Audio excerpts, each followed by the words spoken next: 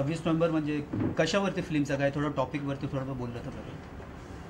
26 November आता आपल्या सगळ्यांना माहीत आहे की 26 नोव्हेंबर हा आपल्या भारताचा संविधान दिवस म्हणून आपण साजरा करतो की ज्या दिवशी संविधानाची प्रत आली तो 26 नोव्हेंबर हा दिवस आहे. आणि त्या अनुषंगानं ह्या चित्रपटात जी स्टोरी आणि सगळी कथानक आहे की नेमके आपले प्रत्येकाचे अधिकार काय आहेत की डॉक्टर बाबासाहेब आंबेडकरांनी आपल्याला संविधानामार्फत काय काय अधिकार दिलेले आहेत, पण काय काय करू शकतो याची थोडी जाणीव व्हावी, हे लोकांना समजावं आणि ते लोकांपर्यंत पोहोचावं ह्या दृष्टिकोनातून हा चित्रपट आम्ही बनवलेला आहे. सर थोडं आपलं कॅरेक्टरबद्दल सयाजीपासून सुरुवात करू. माझ्या ह्याच्यामध्ये एक शिक्षण संस्थापक शिक्षण सम्राट होते आणि पॉलिटिशियनशी संबंधित असलेला आणि संविधानाचा कसा गैरअर्थ काढतो आणि त्यामुळे संविधानाचा खरा अर्थ काय आहे हे समजण्यासाठीचा जो आहे अतिशय इंटरेस्टिंग ह्युमरस कॅरेक्टर आहे. आणि आपल्याला डॉक्टर बाबासाहेब आंबेडकरांचं संविधान नीट समजलं पाहिजे भारताच्या सगळ्या नागरिकांना. नवीन विषय आहे, चांगला विषय आहे, महत्त्वाचा विषय आहे. मला वाटतं 9 मेला सगळ्यांनी 26 नोव्हेंबरला सगळ्यांनी थिएटरमध्ये जाऊन संविधानाला घेऊन म्हणजे किती अवेअरनेसची आजच्या काळात म्हणजे खूप गरज आहे. आताचं जनरेशन संविधान म्हटलं तर एकदम लाईटली घेतात काय संविधान, पण किती इम्पॉर्टंट आहे आजच्या काळामध्ये असे मूवीज रेडी होईल.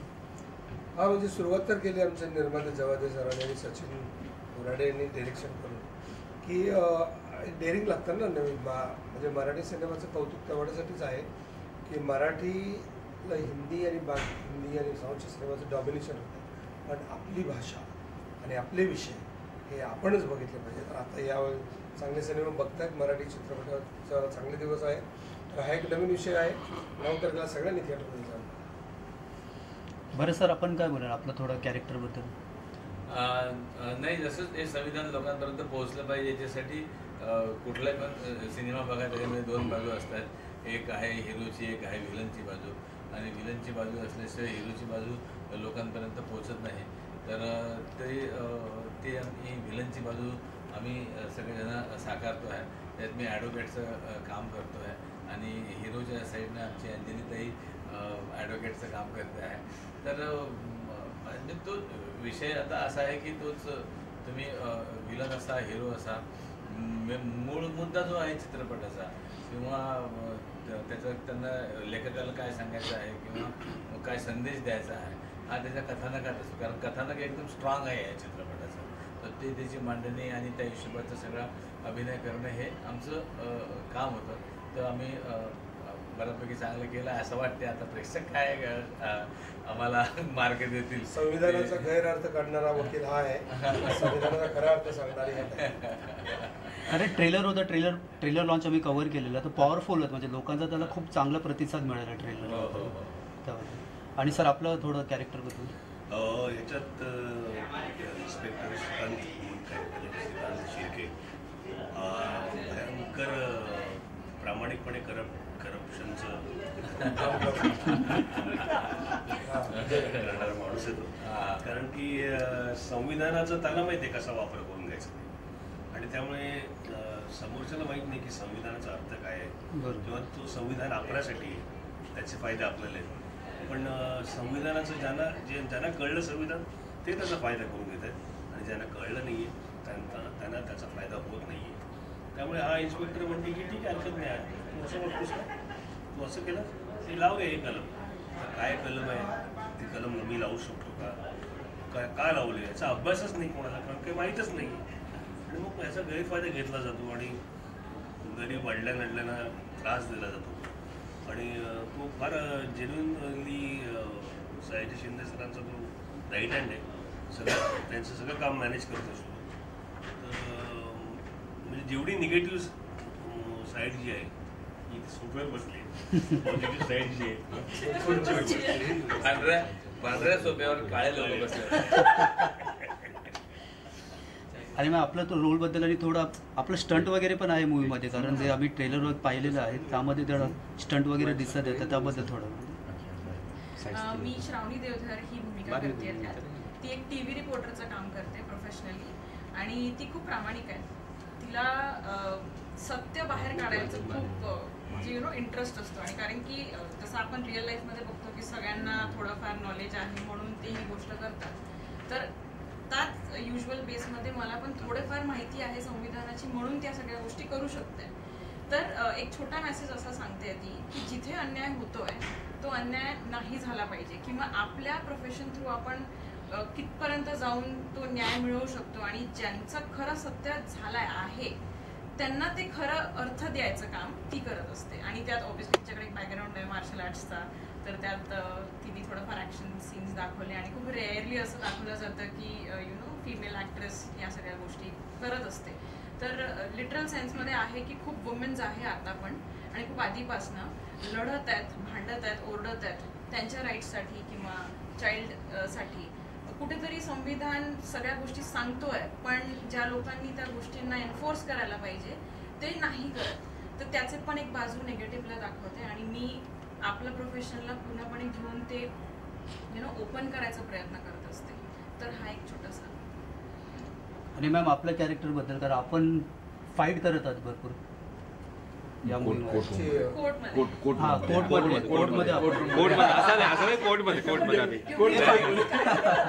तसं फायटिंग नाही, कोर्टमध्ये आपण फाईट. नमस्कार, मी अंजली उजवणे. यात मी वकील जाधव, ॲडव्होकेट जाधव ही भूमिका करते. पॉझिटिव्ह भूमिका आहे ती.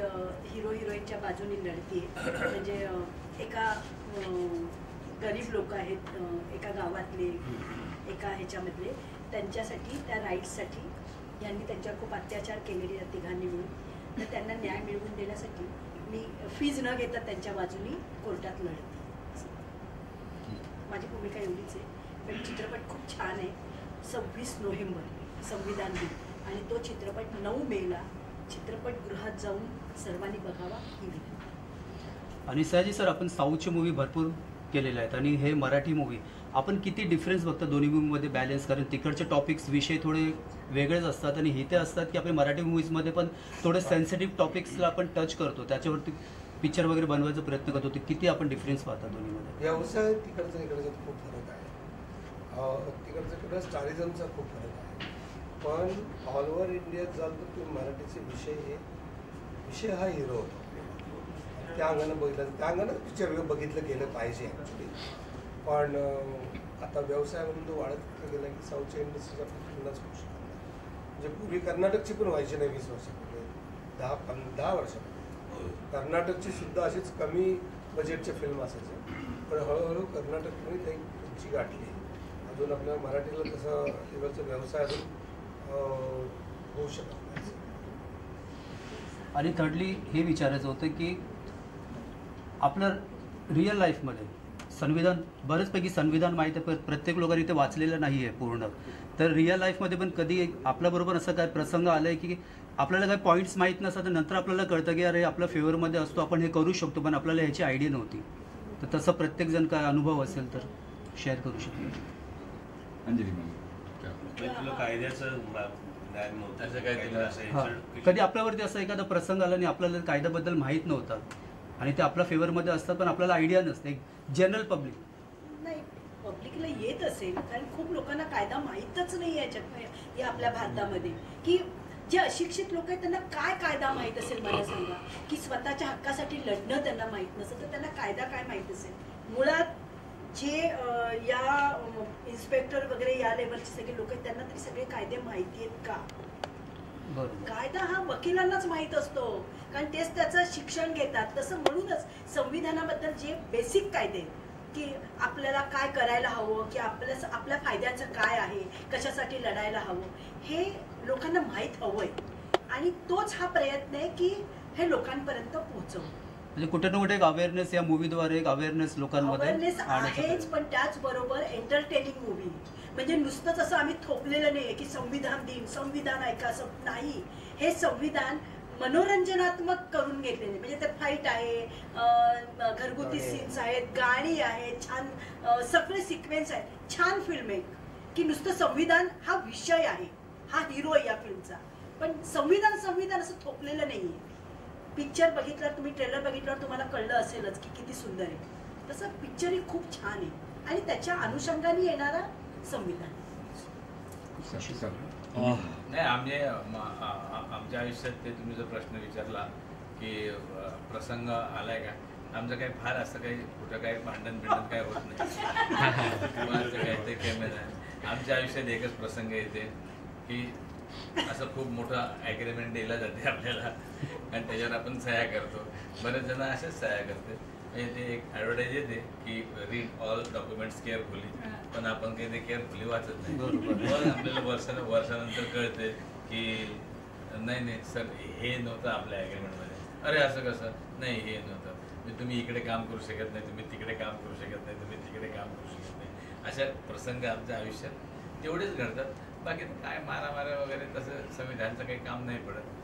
नटाला काय कोण तशी काही मराठी नटाला किंमत नाही आहे तशी, त्यामध्ये काय असं आहे तसं नाही सर. प्रत्येक आपल्या क्षेत्रामध्ये आपण दिग्गज आहे सर्व. आपण प्रेक्षक वर्ग आहे आपला प्रत्येक दिग्गज आहे, पण कोर्ट कचेरीत जायचं काही काम पडत नाही. संविधानाचा वापर करायची तशी गरज, पण आपल्याला हे माहीत असलं पाहिजे की जर आपल्याला काही राईट्स दिले, अधिकार आहे, पण आपण पण स्वतः चांगलं असायला लागतं. संविधान चांगलं करायचं असेल, समजून घ्यायचं असेल. आपल्या आळस खूप आहे ना. आता आपल्याकडे ते 52-54 पानाचं ते ॲग्रीमेंट दिलं जाते, तर ते कुठं वाचतो आपण पूर्ण? आपण म्हणजे मी तरी वाचत नाही आहे. कुठे कुठे सह्या करायच्या असं आहे ते. याचं काय घेऊन नको सर, खाजगी विषय नाही. पण याला जर बघितलं जाईल ना तर छोटे छोटे पार्ट्स असतात. स्वतःच्या लाईफमध्येच थोडंसं बघायचं की घरात त्या गोष्टी तुम्हाला ज्या हव्यात ते भेटतात आहे का, कॉलेजमध्ये भेटतात आहे का, ॲज अ स्टुडंट भेटत आहे का, जॉबमध्ये काम करते तिथे भेटत आहे का. तर तिथे जेव्हा आपण अवेअर राहू तर कळलं. आता मी जॉब केलाय तर मला तिथे एक डिफरन्स असा दिसला की मी जो जॉब करते सेम माझ्या बाजूला एक मुलगा जॉब करतोय, तर त्याला 45,000 आहे, 15% सरप्लस, आणि मला टॅक्स वगैरे कट करून थोडं भेटतोय. तर त्याची कंप्लेंट केली, बोलली, सगळं झालं. तर त्यांचं बोलणं असं निघालं की फिमेल्सला 15% कमी आहे म्हणजे आहे. त्याकरता मी संविधान हातात घेतला, वाचून काढलं. त्याच्यात कळलं की असं काहीच नाही, इक्वल पे आहे, पण तो एनफोर्स नाही करत आहे. कॉलेजमध्ये पण असे डॉक्युमेंट्सचा प्रॉब्लेम, मग तिथे पैसा काढून घेण्याकरता उगीचा डॉक्युमेंट्स बोलवून घेणे, मग खूप मोठा लाईन तयार करणे. का? कारण की तुम्ही या स्पेसिफिक कास्टचे आहात, तुम्ही तेवढा परफॉर्म नाही केलं तर हे पर्सनल ग्रजेस निघतात. आणि मग ॲज अ फिमेल पण खूप गोष्टी आम्हाला कमी भेटतात. तर ते पण आता स्टुडंट लाईफ आणि जॉब लाईफमध्ये बघितलंय. हा, तर तो एक बॅकग्राऊंड असल्यामुळे मला कळत आहे. पण नसतात तर मग एज्युकेशनमध्ये संविधान हा विषय इन्व्हॉल्वच नाही आहे. जेव्हा आपण एक्सपिरियन्स करतो तेव्हा लक्षात येते की ओके, आपल्यासाठी काहीतरी आहे, तो आपल्याला वाचावं लागेल. आणि तो प्रकारचा जर फ्रीडम पाहिजे. आता जसं खूप लोक म्हणत आहे की युवा पिढीला संविधानबद्दल नाही माहिती आहे, हा खूप मोठा फॉल्स बिलीफ आहे सगळ्यांचा. जर तुम्ही खरंच युवा पिढीला घेऊन बसाल आणि त्यांना विचाराल तर ते एक गोष्ट सांगतील, कारण की ते बघतात आहे. टिकटॉकर्स त्यांचा वेगळा आहे, इन्फ्लुएन्सर्स पण कंप्लेंट करतील, तुम्हाला पण कंप्लेंट्स आहेत की का आम्ही एवढं मेहनत केल्यानंतर मिळत नाही. तर का जो फेमस आहे त्यालाच घेत आहेत, ज्याचं नाव आहे त्यालाच मिळत आहे, न्यू पर्सनला का नाही? कारण की संविधानात लिहिलं एव्हरी इंडिव्हिज्युअल इज इक्वल, त्यांना जे पाहिजे ते करू शकतात. तर हा एक आहे, प्रत्येका फील्डमध्ये ते थोडं दिसतं. आणि पिक्चरमध्ये पण दाखवलं आहे की प्रत्येकजण आपापल्या जीवनामध्ये काहीतरी असं बघतो, पण ते नाकारतात की संविधान खूप लेंदी प्रोसेस आहे, education is not important, education होऊन काय पैसा भेटतोय. आणि हे जे मागासले वर्ग जे लोक आहेत त्यांना तर खूप असं बिलीफ बसलाय की एज्युकेशन घेऊन काय होणार नाही, एज्युकेशन घ्यायला पैसा द्यावा लागतो आणि ते पूर्ण करायला पण पैसा खूप लागतो, पैसा आणायचा कुठून? मग ते लहान लेकरांना कामाला पाठवतात. तर हे छोटे इन्सिडेंट्स आपल्याला प्रत्येक दिवस दिसतात. भिकारी म्हणा, व्हेजिटेबल वेंडर म्हणा. तर हे असे एक्सपिरियन्स जर आपण थोडेफार अवेअर असलो की खरंच संविधान आपल्याला काय सांगतोय, तर दिवसामध्येच बघा तुम्हाला 5-6 अशा वस्तू दिसतील की ज्याच्यात डाऊट येतो की हां, याच्याबद्दल थोडंसं वाचायला पाहिजे. हा पर्सनल एक्सपिरियन्स असतो. तर मूवीमध्ये पण काही लोकांचे पर्सनल एक्सपिरियन्सेस मिळून खूप सुंदर एंटरटेनिंग पिक्चर तयार करायचा प्रयत्न केला आहे. आणि हा, एक छोटंसं डिफरन्स सांगते. मी फाईट केलाय तर त्याबद्दल खूप जोक्स होतात ऑब्व्हियसली, की फिमेल करत आहे, तुझ्यामध्ये तेवढं खरंच आहे का, फिजिकल ॲक्टिव्हिटी तुमची असते का. तर हा पण एक आहे, यू कॅन नॉट जज anyone, you don't know what is happening. तर जसं तुम्हाला वाटतं तसं पुढच्या पण व्यक्तीला वाटतं ना की तुम मेरे को जज मत करो. दॅट काइंड ऑफ फिलिंग, तर ते कॉन्स्टिट्यूशनमध्ये तुम्हाला कळेल. तर थोडं आपल्याला जसं गरज पडेल तेवढंच वाचा, पूर्ण वाचायची गरज नाही. What ever you experience, go for it. आमचा पण एक पर्सनल अनुभव असा आहे, लहानपणी आमच्या वडिलांना लय मारलं होतं 7व्या वर्गात, लय बेकार मारलं होतं. मी त्यांना म्हटलं की मी पोलीस स्टेशनमध्ये कंप्लेंट करेन. कारण 4-5 दिवस आधी शाळेत कोणतरी सांगितलं होतं का परदेशात बापानं मारलं तरी पोलिसात कंप्लेंट करू शकतो. आणि जसं मी बापाला म्हटलं की मी पोलिसात कंप्लेंट करेन, माझ्या बापानं डबल मारलं, म्हणून मग ते मुद्दा राहिला. म्हणजे आमचा अधिकार राहूनच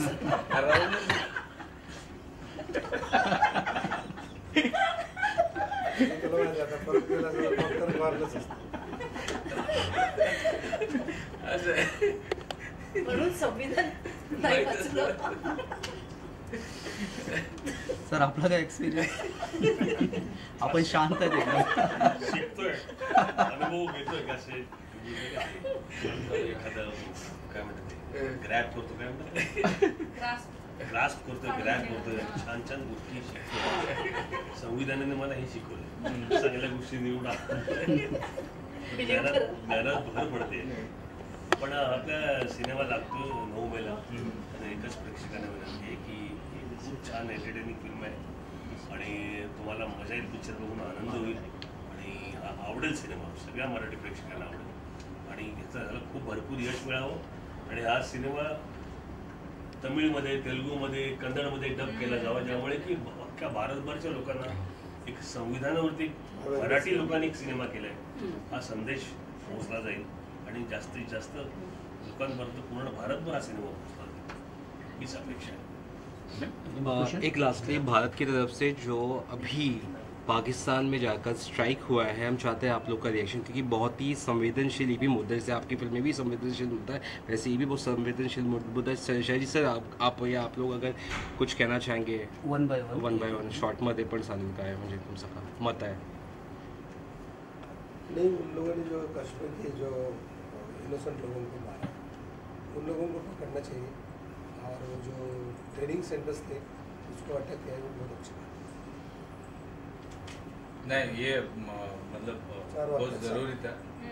नहीं, बहुत ज़रूरी था ये अटैक करना, क्योंकि जिस तरीके से उन्होंने हमारे मासूम लोगों की जान ली है और उनके बाद बच्चों बीवी के सामने उनको गोलियां मारी है, तो ये मैं बहुत हमारे सैनिकों का और हमारे देश के प्रधानों का सबका मैं आभारी हूँ कि उन्होंने ये कदम उठाया और आज हम एक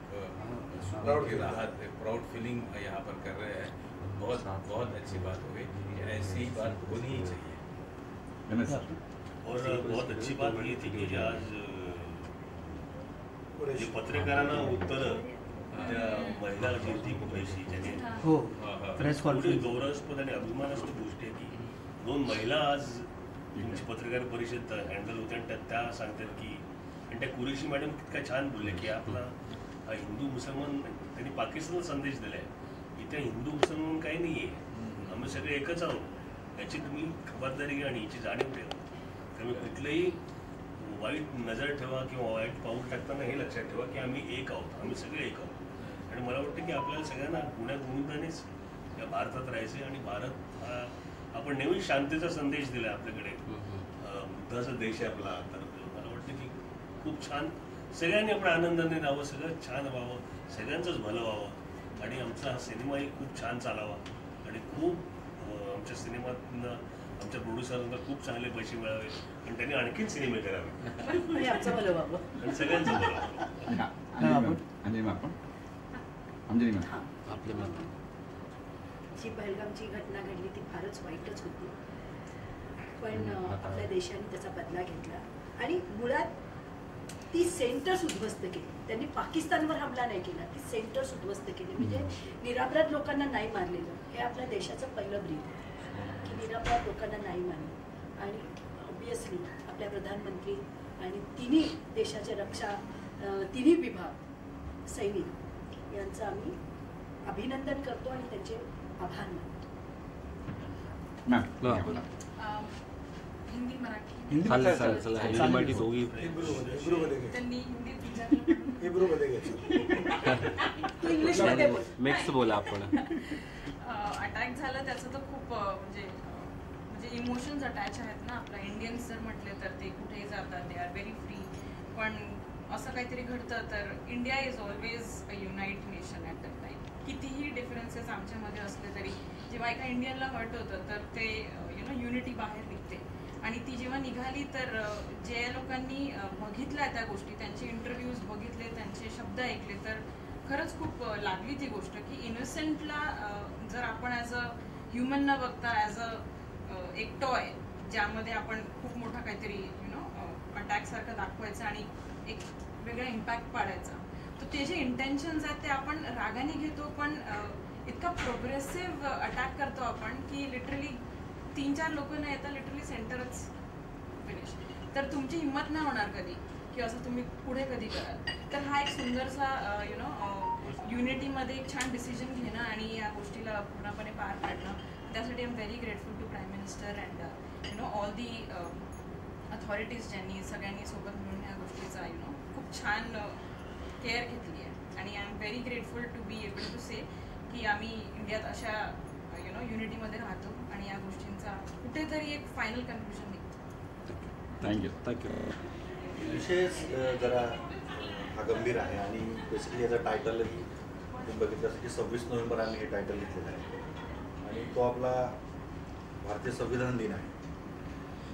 पण ज्या पद्धतीनं आता आपण बघतो की आम्ही स्वतः गावखेड्यांमध्ये आमची राहण आहे, आमची शेती गावखेड्यांकडे आहेत, आम्ही तिकडे वावरत असतो. तर बऱ्याच लोकांना 26 नोव्हेंबर हा दिवसच माहिती नाही.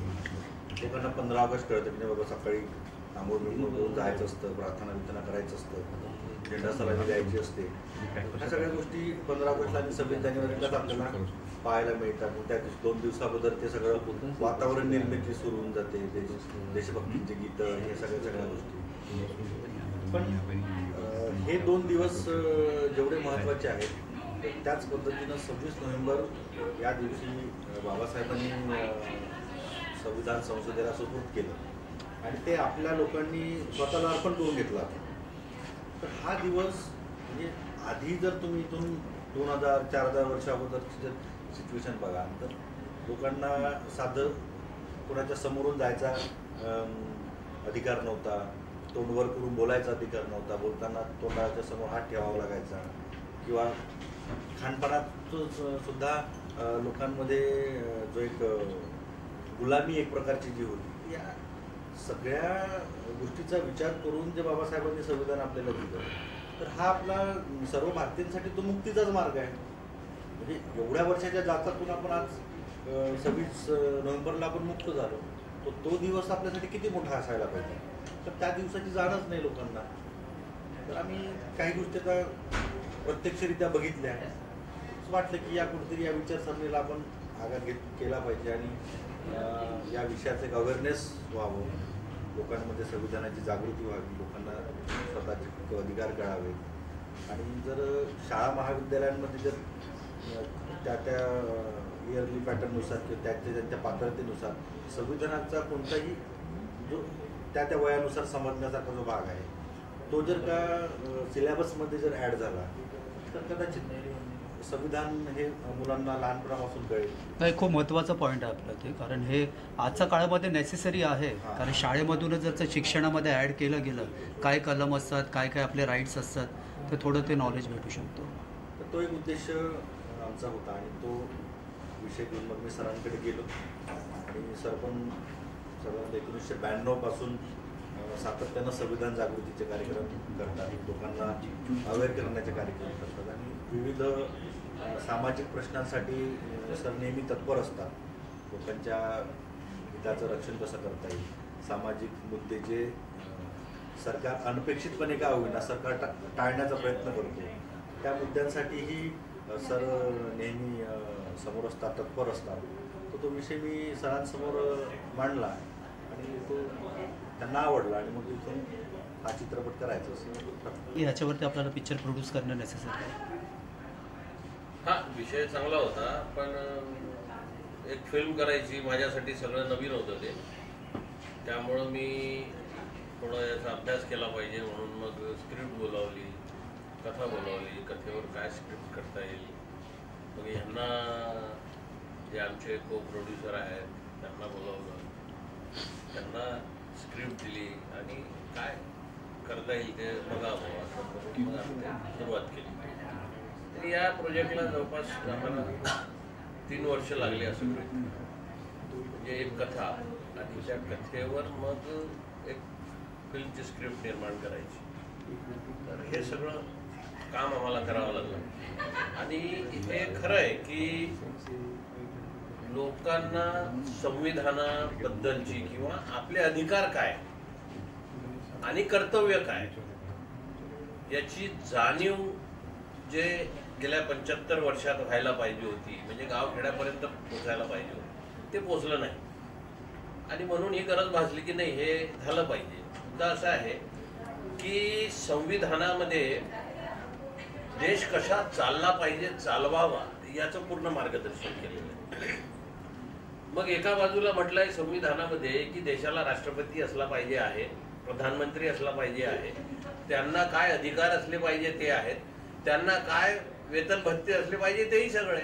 म्हणजे जे या संविधानाचं पालन लोकांच्या हितासाठी करणार आहेत त्या संविधान पालनकर्त्यांसाठीची सगळी व्यवस्था जी आहे ती सगळी आम्ही बघतो.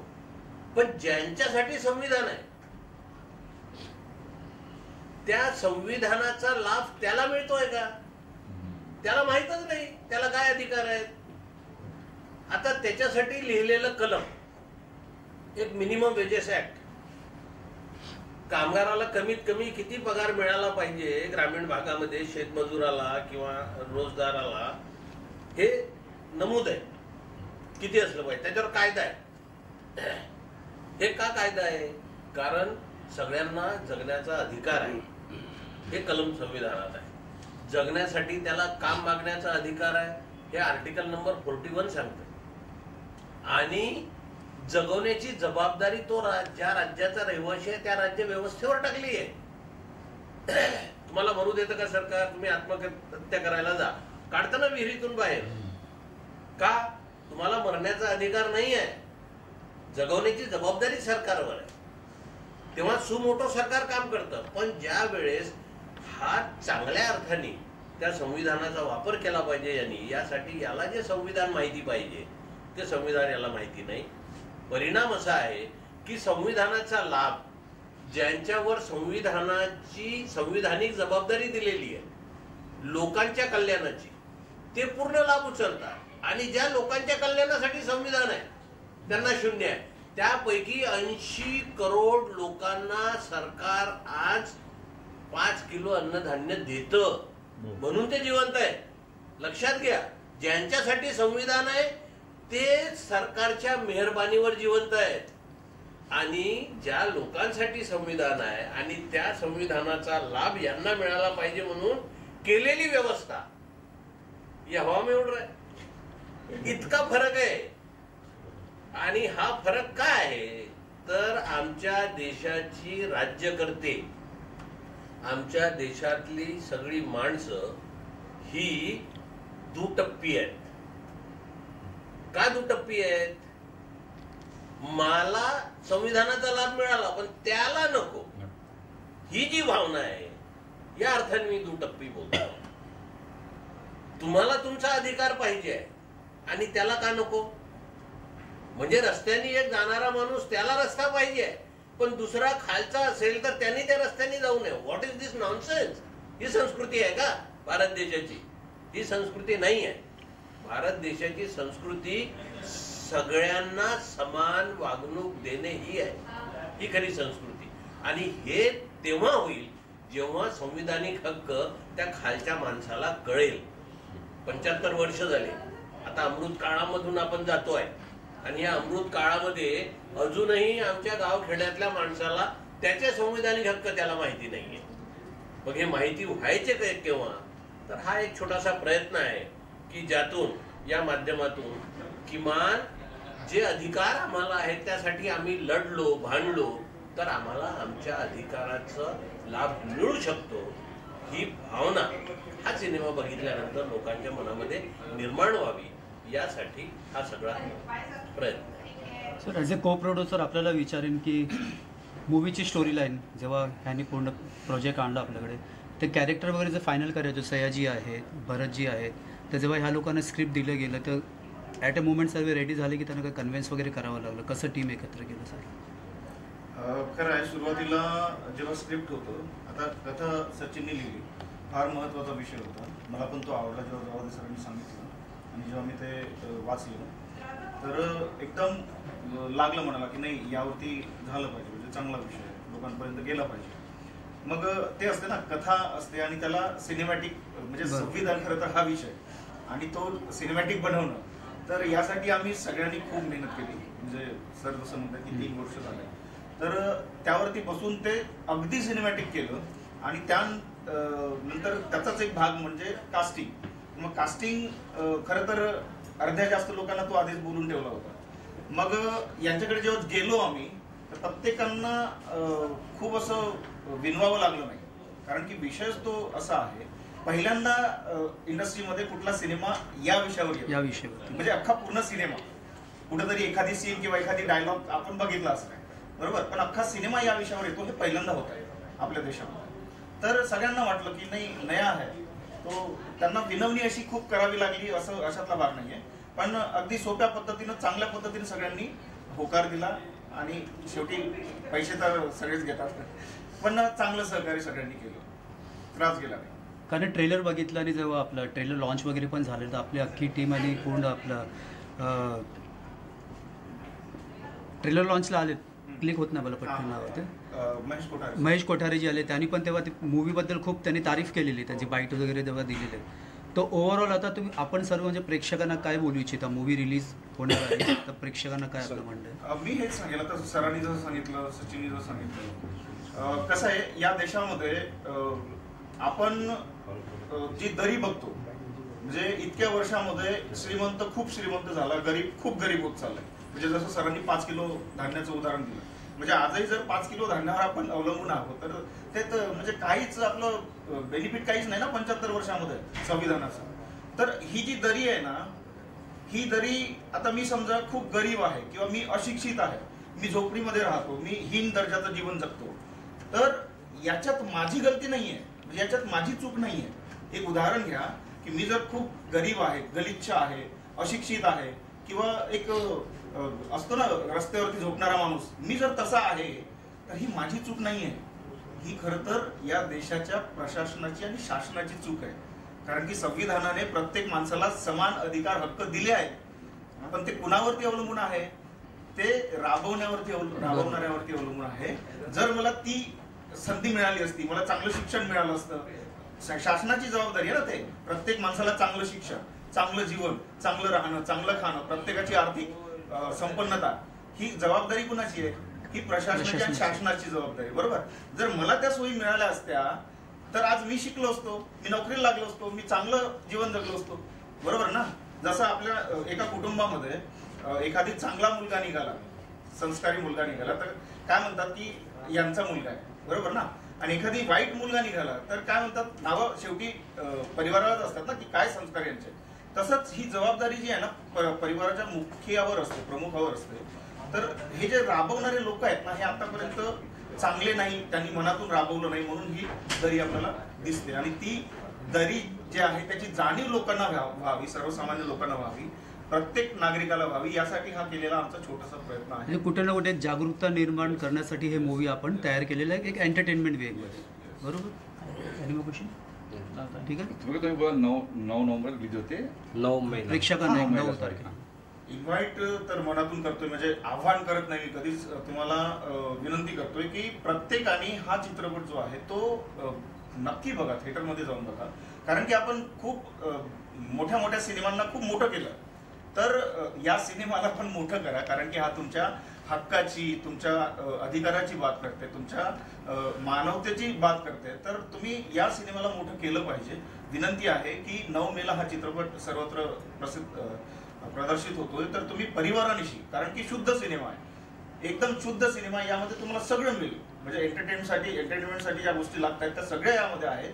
आणि तुम्ही लहान मुलांपासून तर मोठ्यांपर्यंत सगळे बसून पाहू शकता, पारिवारिक जाऊन पाहू शकता. म्हणून विनंती करतो परत की 9 मेला सगळे थिएटरमध्ये जावं आणि हा चित्रपट बघा, या चित्रपटाला मोठं करा तुमच्या स्वतःच्या अधिकारासाठी. आणि परत जे या देशामध्ये जे मुलं सध्याच्या स्थितीमध्ये MPSC UPSCचे जे स्टडी करणारे स्पर्धा परीक्षांचे आणि ज्यांना भविष्यात जे प्रशासनात येणारे अधिकारी होणारे आहेत अशांनी तर तो चित्रपट आवर्जून बघावा, की त्यांना कळेल की एक प्रामाणिक अधिकारी म्हणून आपल्याला कसं काम करता येईल, जनतेच्या समोर आपल्याला कसं प्रेझेंट व्हायचं आहे आणि लोकांच्या हिताचं रक्षण करण्यासाठी एक अधिकारी काय करू शकतो. कुठल्या प्रोटोकॉलमध्ये राहून किंवा त्या प्रोटोकॉलच्या पलीकडे जाऊन जर एखाद्या मानवतावादी गोष्टीचं जर आपल्याला पालन करायचं आहे किंवा एखाद्याचं रक्षण करायचं आहे तर प्रोटोकॉल तोडून पण आपल्याला चांगलं काम करता येतं. हे जर आताच्या जो यूथ आहे ज्यांना IAS IPS PSI काय जे होणारे अधिकारी मुलं आहेत यांनी तर हा सिनेमा एकदा नक्की बघावा. आणि 9 मेला हा संपूर्ण महाराष्ट्रामध्ये प्रदर्शित होतोय. तर सगळ्यांना मी एवढंच आवाहन करेल की कौटुंबिक आहे, छोट्या मुलांना पण दाखवा की ज्यांना भविष्यात अधिकारी व्हायचं आहे. म्हणजे कुठंतरी एक छोटंसं बीज का होईना त्याच्या मनामध्ये आपल्या पालकांना टाकता येईल. आणि आम्हा सर्वांचा तोच प्रयत्न आहे की आमच्या माध्यमातून 2% 1% का होईना जर अवेअरनेस आलं तर आम्ही कुठंतरी या संविधान रक्षणाच्या म्हणा किंवा संविधान जपण्याच्या ज्यात की आम्ही पुष्प वाहिलं असं होईल. तर 9 मेला तुम्ही थिएटरमध्ये जाऊन हा सिनेमा नक्की बघावा ही आपणास 26 नोव्हेंबर. थँक्यू.